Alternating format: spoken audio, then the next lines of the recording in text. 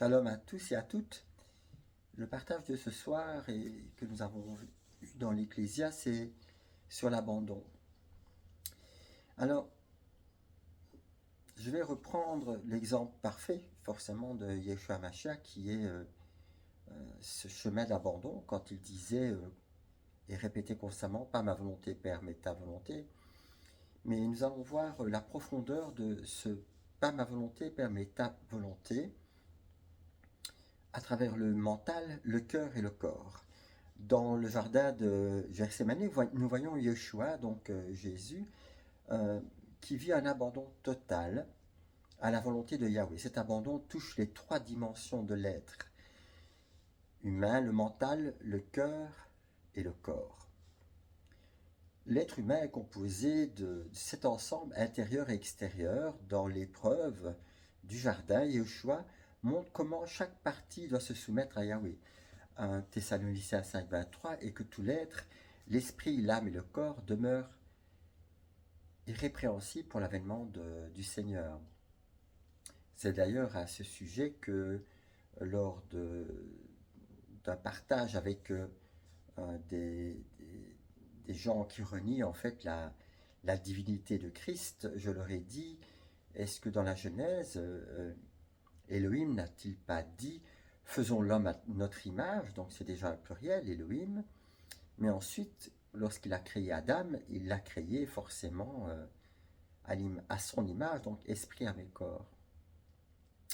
Donc, l'abandon que Yeshua nous montre dans le jardin de Gethsémani, c'est l'abandon d'abord du mental, s'abandonner à la volonté de Yahweh, c'est un mental, le mental, le lieu des pensées, des raisonnements, des luttes intérieures, du combat.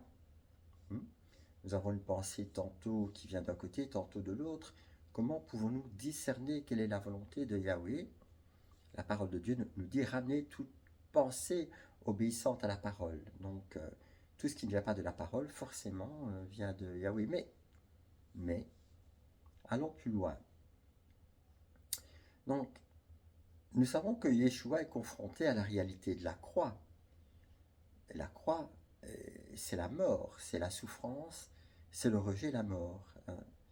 Quand nous avons commencé ce chemin avec Yeshua après notre baptême, nous savons que nous sommes morts en Yeshua et nous sommes nés en Yeshua. Donc le premier Adam est mort et nous sommes une nouvelle créature, le nouvel Adam en Yeshua. Donc Luc 22, 42 nous dit que Yeshua a dit dans le jardin de Gethsémani, Père, si tu voulais éloigner de moi cette coupe, toutefois que ma volonté ne se fasse pas mais la tienne. Le mental doit accepter que la volonté de Yahweh est plus grande que notre compréhension.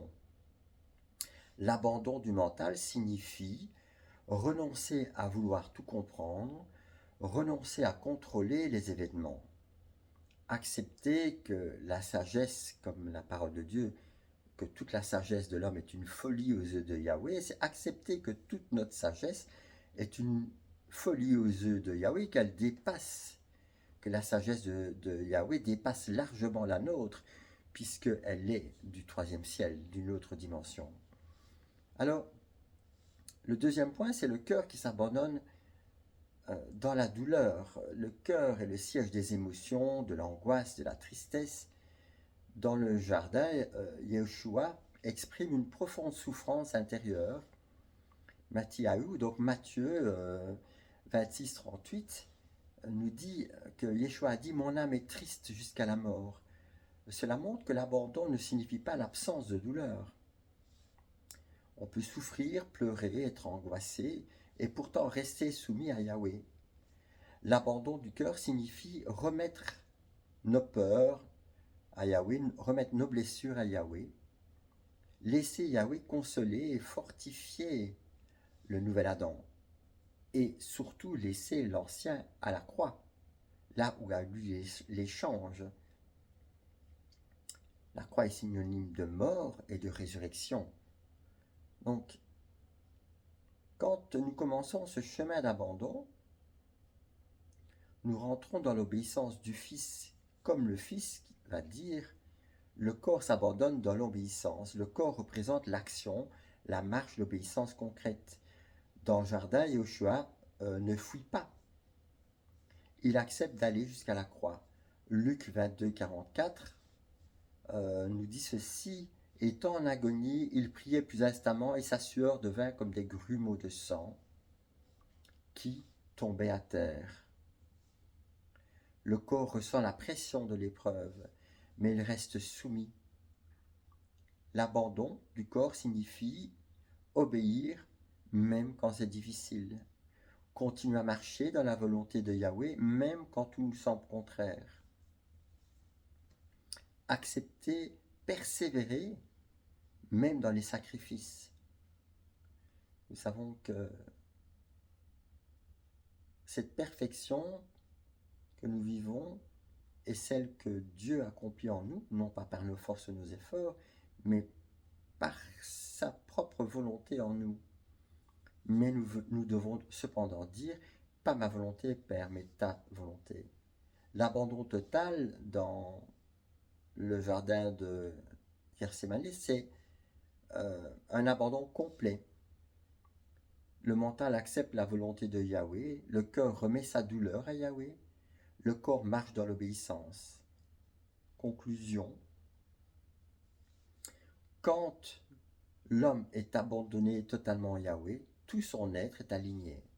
Les pensées, toutes les pensées sont obéissantes à la parole. Les émotions, c'est la circoncision du cœur.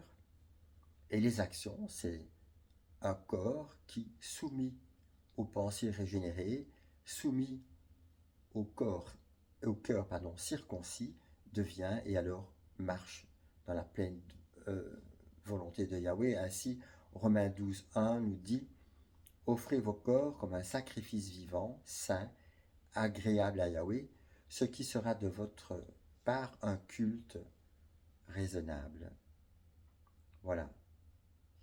Shalom à tous et à toutes, que le Seigneur vous confirme et vous conduise dans cet abandon total, afin que, à votre tour, à chaque moment de votre vie, vous puissiez dire « Je suis comme Christ est, je suis dans cet abandon, parce que ce n'est plus moi qui règne, mais c'est Christ qui règne en moi. » Shalom.